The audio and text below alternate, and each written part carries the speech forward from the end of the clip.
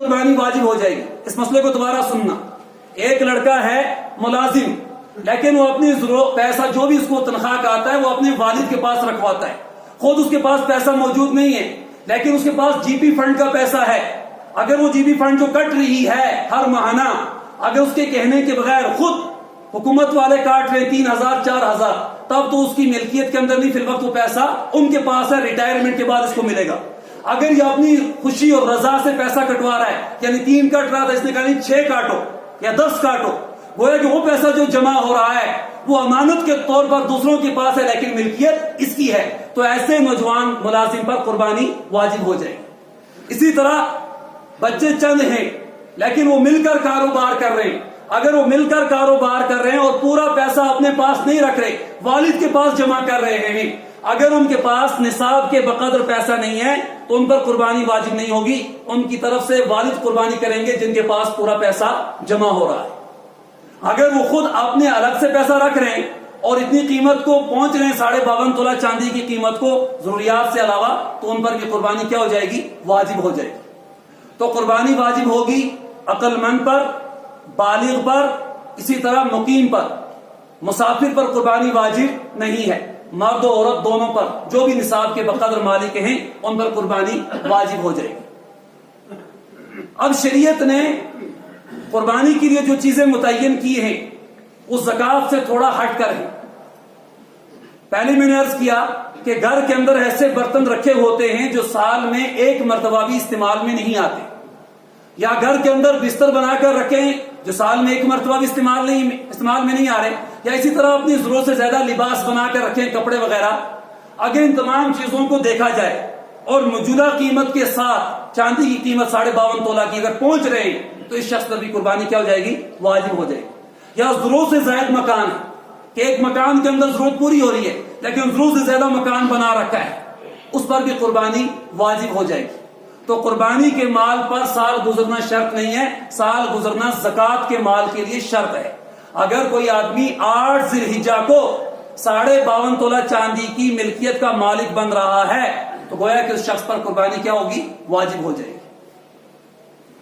اب کن کن جانوروں کی قربانی کی جا سکتی ہے اور کون سے جانور ہیں جن کے اندر وہ عیوب پیدا ہونے کے بعد وہ قربانی میں نہیں دی جا سکتی؟ ان کی قربانی بکرا، بکری، اسی طرح بھیڑ، دمبا وغیرہ، اور اس طرح گائے، بھینس، اونٹ، اونٹنی جو بھی ہیں، نر و مادہ دونوں، یہ جانور جو ہیں ان کی قربانی ادا کی جائے گی. بکرا بکری 1 سال کی عمر کے مکمل ہونے چاہیے. اگر ایک دن بھی 1 سال سے کم ہے تو پھر قربانی جائز درست نہیں ہوگی. اگر ایک دن بھی کم رہے گا پھر قربانی درست نہیں ہوگی، مکمل 1 سال کی. اور گائے، بھینس وغیرہ یہ مکمل 2 سال ان کی عمر ہونی چاہیے، مکمل 2 سال. اگر 2 سال سے کچھ گھنٹے بھی کم ہیں پھر بھی قربانی درست نہیں ہوگی، عمر کا پورا ہونا ضروری ہے. اور اونٹ اونٹنی 5 سال کی، ان کی عمر 5 سال. بکرا بکری 1 سال کی عمر کے مکمل ہونی چاہیے. گائے بھینس وغیرہ 2 سال کی عمر کے مکمل ہونی چاہیے. اور اونٹ اونٹنی 5 سال کی عمر کے مکمل ہونی چاہیے. اب کن عیبوں کی وجہ سے کون سے جانور قربانی نہیں دیے جا سکتے؟ اگر کوئی جانور اپنے 3 پاؤں سے چل رہا ہے اور 1 پاؤں اس کا لنگڑا معذور ہے، وہ زمین پر بھی رکھ کر نہیں چل پا رہا، گویا کہ اس کے اندر کیا پیدا ہو گیا؟ عیب پیدا ہو گیا. تو ایسے جانور کی قربانی درست نہیں ہے. اسی طرح کانا جانور یا جس کی آنکھ کی تہائی سے زیادہ روشنی ختم ہو گئی ہو، وہ دیکھ بھی نہ سکتا ہو، تو ایسے جانور کی قربانی بھی درست نہیں ہے. اس طرح جس جانور کی دم وغیرہ تہائی سے زیادہ کٹ چکی ہو تو اس جانور کے اندر بھی عیب پیدا ہو گیا، تو اس جانور کی قربانی بھی درست نہیں ہے. اسی طرح کسی جانور کا سینگ ٹوٹ گیا، اگر اس کا اوپر سے خول اترا ہے، باقی اندر کا اس کا گودا وغیرہ سب موجود ہے، خول اترنے کی وجہ سے اس کی قربانی درست ہے، قربانی دے سکتے ہیں. اگر پورا جڑ تک اکھڑ چکا ہے پھر اس جانور کے اندر عیب پیدا ہو گیا، اب اس جانور کی قربانی دینا درست نہیں ہے. اسی طرح جس جانور کے بالکل دانت ختم ہو گئے ہوں، کیا وہ گھاس چرنے پر بھی قادر نہیں ہے، گویا کہ اس کے اندر عیب پیدا ہو گیا، تو یہ عیب دار جانور کی قربانی بھی درست نہیں ہے. اگر کچھ دانت موجود ہیں جن کی وجہ سے وہ گھاس وغیرہ چر لیتا ہے، کھا لیتا ہے، تو گویا کہ ابھی اس کے اندر وہ طاقت اور قوت کیا ہے، موجود ہے، تو اس جانور کی قربانی دینا درست ہے۔ اگر بالکل دانت ختم ہو گئے تو پھر اس جانور کی قربانی دینا درست نہیں ہے۔ اسی طرح بکری وغیرہ، اگر اس کے سینگ وغیرہ بالکل جڑ سے اکھڑ گئے تو پھر اس کی قربانی بھی نہیں ہے۔ دانت بالکل ختم ہو گئے، یا آنکھوں کی بینائی بالکل ختم ہوگی، یا کان تہائی سے زیادہ کٹ چکا ہے، یا اسی طرح دم وغیرہ تہائی سے زیادہ کٹ چکے، تو گویا کہ اس کے اندر کیا ہو گیا، عیب پیدا ہو گیا ہے، اب اس جانور کی قربانی دینا درست نہیں ہے۔ یعنی اللہ کی راہ میں ایسا جانور دینا چاہیے جو ان تمام چیزوں سے پاک ہو، صاف ہو، کہ اس رب کے دربار میں اس کو ذبح کرنا ہے۔ ذبح تو اللہ کی راہ میں کیا جا رہا ہے، لیکن بدلہ اللہ اپنے بندے کو عطا فرما رہے ہیں، تو اس لیے اچھی چیز اللہ کی راہ میں قربان کرنی چاہیے، اچھا جانور۔ ایسا نہ ہو کہ کسی بیماری کے اندر مبتلا ہو، یا بالکل مریض اتنا کمزور ہو کہ چل کر بھی مذبحگاہ تک نہ جا سکتا ہو، ایسے جانوروں کی قربانی دینے سے احتیاط کرنا چاہیے۔ بلکہ افضل اور بہتر طریقہ یہ ہے کہ قربانی کا جانور پہلے سے خرید لینا چاہیے، اور خریدنے کے بعد خود اس کی خدمت کرنی چاہیے، اور جس جانور کی خود انسان خدمت کرے گا وہ دل کے اندر اتنی ہی زیادہ اس سے محبت پیدا ہوگی، اس محبت والے جانور کو اللہ کی راہ میں قربان کیا جائے گا، اپنے سامنے اس کو ذبح کیا جائے گا، تو اتنا ہی زیادہ اللہ کے یہاں اس کو انعام بھی ملے گا۔ تو جس جانور کے اندر یہ بنیادی عیوب پائے جا رہے ہوں ان کی قربانی دینا درست نہیں ہے۔ جیسے گائے بھینس، اگر ان کا ایک تھن دودھ دینا بند کر دے تب تو قربانی دینا درست ہے، کیونکہ 4 تھن ہوتے ہیں۔ اگر 2 نے کام کرنا بالکل چھوڑ دیا ہے، دودھ دینا بند کر دیا ہے، اب اس جانور کے اندر عیب پیدا ہو گیا، اب اس جانور کی قربانی دینا درست نہیں ہے۔ اسی طرح حاملہ جانور، اس کو ہم گاون کہتے ہیں، حاملہ جانور کی قربانی درست تو ہے، لیکن ابھی ایام زیادہ حمل کے وقت کو گزرے ہوئے نہ ہو۔ اگر وضع حمل ہونے کے قریب ہے پھر اس وقت اس کی قربانی کیا ہو جائے گی، مکروہ ہو جائے گی۔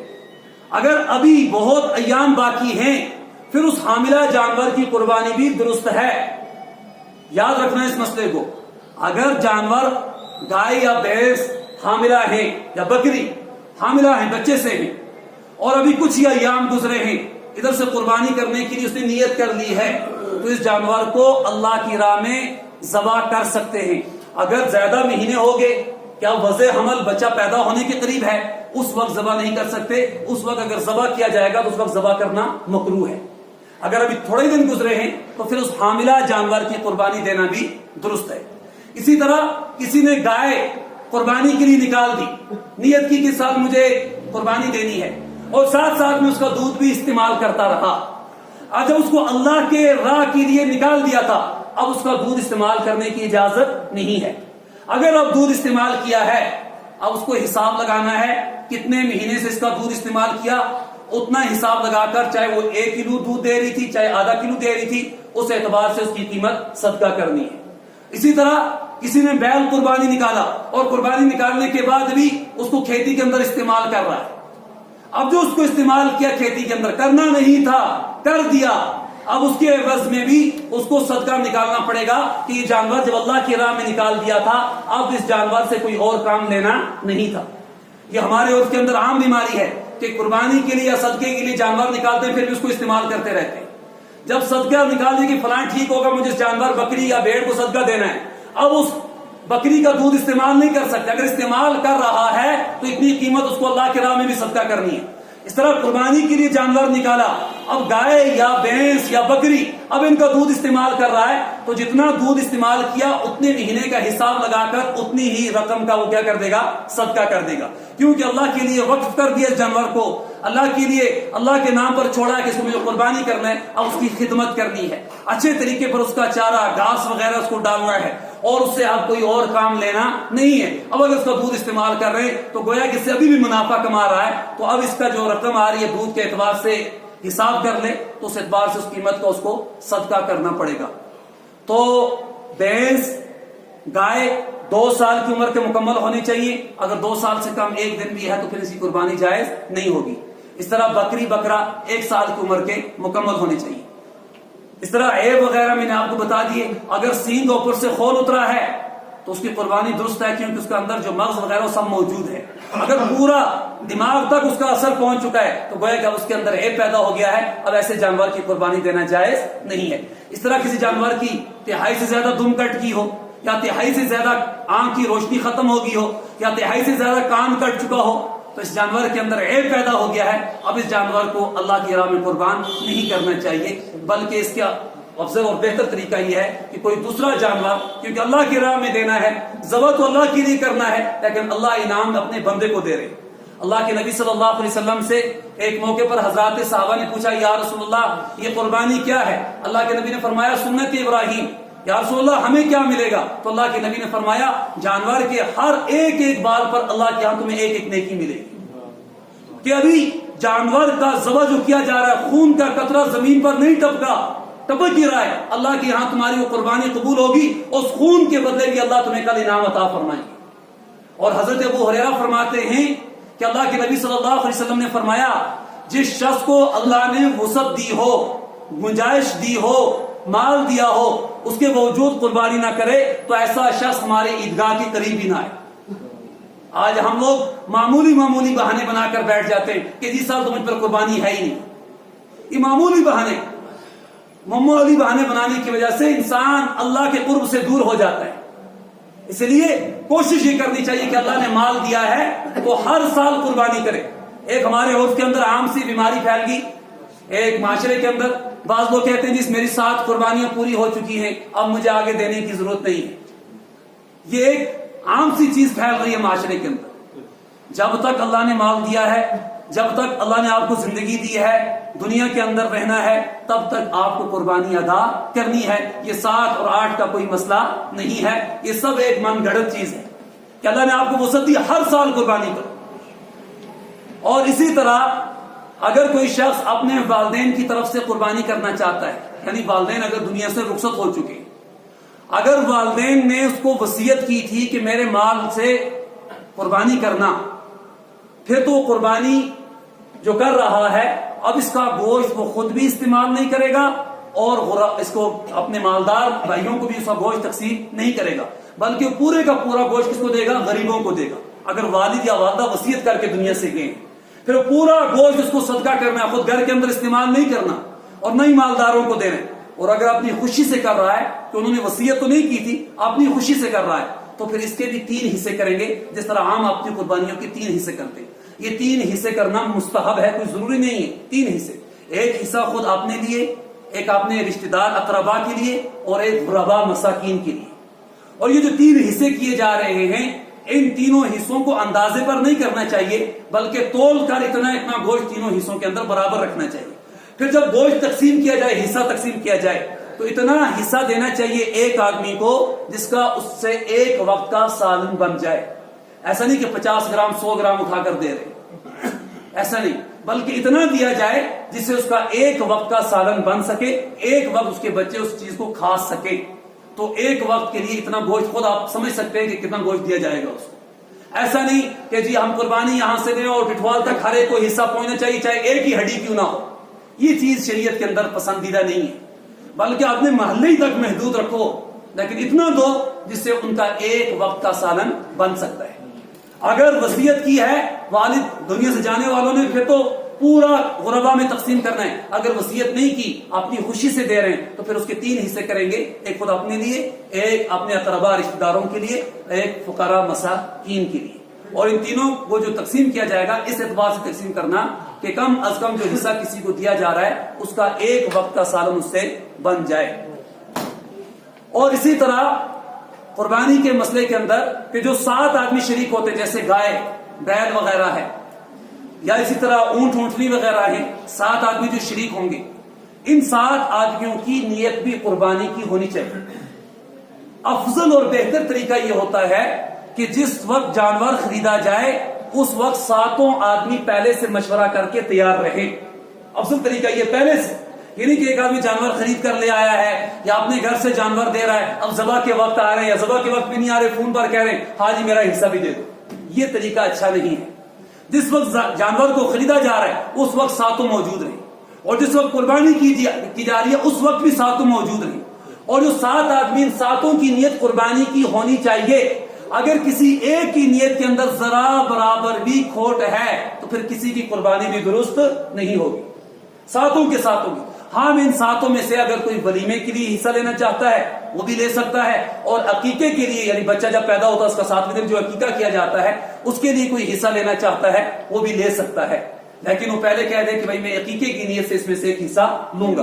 تو 7 آدمی جو شریک ہوں گے. اب ان 7 میں جو گوشت تقسیم کیا جائے گا وہ گوشت اندازے سے تقسیم نہیں کیا جائے گا, بلکہ وہ گوشت تول کر وزن کر کے, اگر ایک کو 11 کلو آیا ہے دوسرے کو بھی 11 ہی آنے چاہیے, برابر کا حصہ ہونا چاہیے.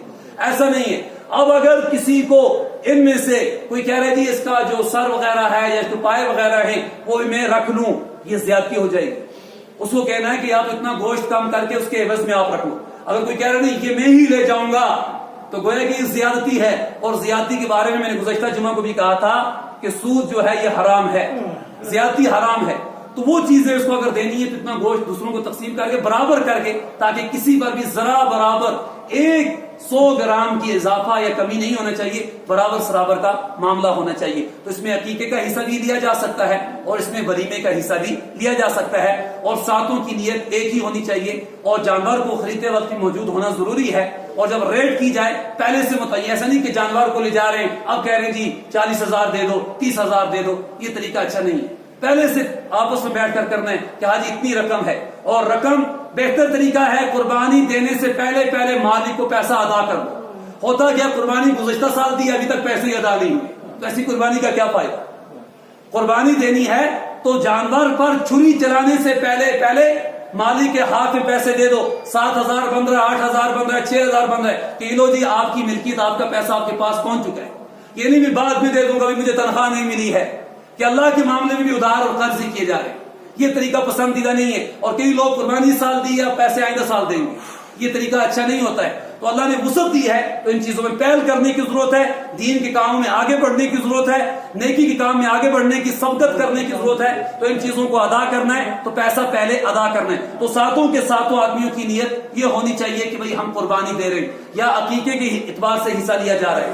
7 سے کم کسی کا حصہ نہ ہو. اگر کوئی 8واں آدمی شریک ہو رہا ہے تب قربانی درست نہیں ہوگی, کیونکہ بڑے جانور کے اندر 7 آدمی, 7 سے کم ہو 5 ہو 6 ہو لیکن حصے 7 ہیں وہ درست ہے, لیکن 8واں آدمی اب اس میں شریک نہیں کیا جا سکتا. 7 آدمیوں کا ہونا ضروری ہے, اور 7 سے کم ہو تو اب وہ اپنے اعتبار سے 7 حصے متعین کر کے, چاہے 1 2 رکھ لے 3 رکھ لے, وہ ان کی مرضی ہے, لیکن 7 حصے متعین کرنے ہیں. اور اسی طرح اگر کسی نے نظر مانی تھی, وہ نظر جو مانی وہ واجب ہو جاتی ہے قربانی, وہ قربانی بھی ادا کرنی ہے. تو اللہ کے نبی صلی اللہ علیہ وسلم نے فرمایا قربانی کے ایام میں اللہ کے نزدیک فرض کاموں کے علاوہ قربانی سے پسندیدہ عمل کوئی نہیں ہے. اس وقت میں اگر کسی کو صدقہ اور خیرات بھی کرنا اپنے والدین یا رشتہ داروں کے اعتبار سے, وہ بھی قربانی کرے, کہ ان 10 ذی الحجہ کے دنوں میں قربانی سے بہتر کوئی بھی دن نہیں ہے. اور دوسرا تکبیر ایام تشریق بھی شروع ہوں گے 9 ذی الحجہ کی فجر کے بعد سے لے کر 13 ذی الحجہ کی عصر کی نماز کے بعد تک. تکبیر تشریق یعنی اللہ اکبر لا الہ الا اللہ واللہ اکبر وللہ الحمد 1 مرتبہ فرض نماز کے بعد پڑھنا زور سے واجب ہے. مرد حضرات زور سے پڑھیں گے اور عورتیں اپنے گھر کے اندر آہستہ پڑھیں گے. تو 9 ذی الحجہ یعنی اس کو عرفہ کے دن بھی کہتے ہیں, 9 ذی الحجہ فجر کے بعد سے لے کر 13 ذی الحجہ عصر کے بعد تک یہ ایام تشریق ہیں. یہ تکبیر با آواز بلند فرض نمازوں کے بعد پڑھنی ہے. اگر امام بول رہا ہے پیچھے سے مقتدی زور سے پڑھ دیں تاکہ سب پڑھیں, 1 مرتبہ زور سے پڑھنی ہے. اور عورتوں پر بھی واجب ہے, لیکن عورتیں اپنے گھروں کے اندر نماز ادا کرتی ہیں, وہ آہستہ پڑھیں گی, لیکن مردوں کو با آواز بلند زور سے پڑھنا ہے. باقی اگر کسی کو کوئی مسئلہ سمجھ میں نہ آیا ہو تو فون پر بھی رابطہ کر سکتے ہیں. باقی عید کی نماز انشاءاللہ عید الاضحیٰ کی 7:30 بجے ادا کی جائے گی, برابر 7:30 بجے. اللہ تعالیٰ مجھے بھی اور آپ حضرات کو بھی کئی باتوں پر عمل کرنے کی توفیق نصیب فرمائے. اگر کسی کو کسی مسئلے میں شک ہو یا سمجھ میں نہ آیا ہو تو نماز کے بعد بھی معلوم کر سکتے ہیں, لیکن معلوم ضرور کرنا, معلوم کیے بغیر کوئی چیز آگے نہیں پھیلانا.